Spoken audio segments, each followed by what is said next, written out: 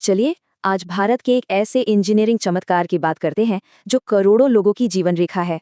लेकिन सच कहें तो इस विशाल ढांचे को सिर्फ एक बांध कहना, इसके साथ बहुत बड़ी नाइंसाफी होगी। असल में ये इंसानी दिमाग, बेहतरीन इंजीनियरिंग और विज्ञान का एक जीता जागता शानदार चमत्कार है। ये कोई आम ढांचा नहीं है। ये खेतों की प्यास बुझाता है और करोड़ों घरों को रोशन करता है। इसका असली कमाल है पानी के तेज बहाव को रोकना, सहेजना और जरूरत के हिसाब से इस्तेमाल करना। पानी पर इस सटीक कंट्रोल की वजह से ही विनाशकारी बाढ़ और भयंकर सूखे दोनों को हराया गया है। और इन सारे चमत्कारों को सच साबित करने वाली इस महान परियोजना का नाम है भाखड़ा नांगल बांध। तो जरा सोचिए, क्या ऐसे शानदार इंजीनियरिंग चमत्कार ही कुदरत की ताकतों को काबू करने का इकलौता समाधान? के तुरंत बाद एक महाकाय ढांचे ने हमारे नए भारत की पूरी तस्वीर ही बदल कर रख दी। सोचिए, उस वक्त खेती पूरी तरह मानसून पर टिकी थी। नतीजा, या तो भयंकर बाढ़ या फिर एकदम सूखा।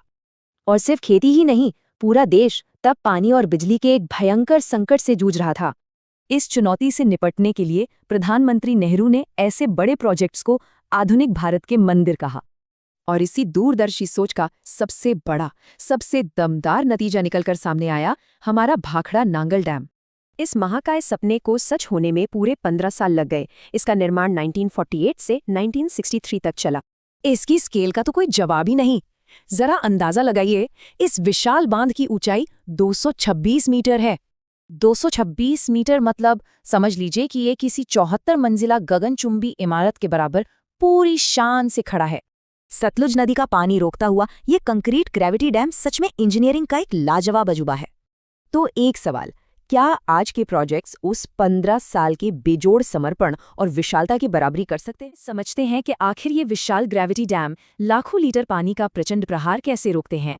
पर आगे बढ़ने से पहले सबसे बेसिक सवाल दिमाग में आता है, आखिर ये ग्रेविटी डैम होता क्या है? एकदम आसान भाषा में कहें तो ये वो बांध हैं जो सिर्फ अपने भारी भरकम वजन से पानी को रोकते हैं। इनका स्ट्रक्चर लिटरली इतना भारी होता है कि पानी का शक्तिशाली दबाव भी इन्हें अपनी जगह से हिला नहीं पाता। अब देखिए, ये रुका हुआ अथाह पानी लगातार एक भारी फोर्स लगाता है जिसे हम हाइड्रोस्टैटिक प्रेशर कहते हैं। और इस भयानक दबाव को मापने का एक सीधा सा फॉर्मूला है रो गुणा जी गुणा एच। इसे डिकोड करते हैं। यहाँ रो का मतलब है पानी की डेंसिटी और जी है पृथ्वी का गुरुत्वाकर्षण बल। लेकिन सबसे अहम है ये एच, जो सीधे सीधे पानी की कुल ऊंचाई या गहराई को दर्शाता है। रूल बड़ा सिंपल है, पानी की गहराई जितनी ज्यादा होगी, बांध की दीवार पर दबाव भी उतना ही ज्यादा पड़ेगा। और इसी साइंस की वजह से, ध्यान दीजिएगा, इन बांधों का निचला हिस्सा हमेशा बहुत ज्यादा मोटा बनाया जाता है ताकि ये चौड़ा बेस बिल्कुल नीचे वाले हिस्से के उस खतरनाक हाइड्रोस्टैटिक दबाव को बड़ी आसानी से झेल सके। तो सोचिए, प्रकृति के इस अपार दबाव के सामने हमारी इस कमाल की मानव इंजीनियरिंग की अंतिम सीमाएं क्या होंगी? चलिए इस विश्लेषण में भाखड़ा बांध की उस ऐतिहासिक कृषि विरासत को समझते हैं जिसने सब कुछ बदल दिया। जरा सोचिए, क्या महज एक झील पूरे देश की खेती की तस्वीर बदल सकती है? बिल्कुल। इस बांध के पीछे बनी गोविंद सागर झील में 9.34 बिलियन क्यूबिक मीटर पानी है। सच में विशाल। मतलब इस अथाह पानी से लाखों हेक्टेयर प्यासी जमीन की शानदार सिंचाई मुमकिन हो पाई। पहले खेती सिर्फ बारिश के भरोसे थी, लेकिन अब हमारे पास पक्की और नियंत्रित सिंचाई व्यवस्था है। और इसका सबसे बड़ा फायदा किसे मिला? सीधे तौर पर पंजाब, हरियाणा और राजस्थान के खेतों को। लगातार पानी मिलने से साल में कई फसलें मुमकिन हुईं। गेहूं और चावल का उत्पादन रॉकेट की तरह बढ़ा। यह एक असली गेम चेंजर था। देश खाद्य संकट के अंधेरे से निकलकर खाद्य सुरक्षा के उजाले में आ गया। इस प्रोजेक्ट का दूसरा सबसे अहम हिस्सा है बड़े पैमाने पर बिजली का उत्पादन। दरअसल ये डैम अपनी भारी भरकम ऊर्जा के लिए पूरी तरह से हाइड्रो इलेक्ट्रिक पावर जनरेशन पर ही निर्भर करता है। इसके पीछे का विज्ञान सच में कमाल का है।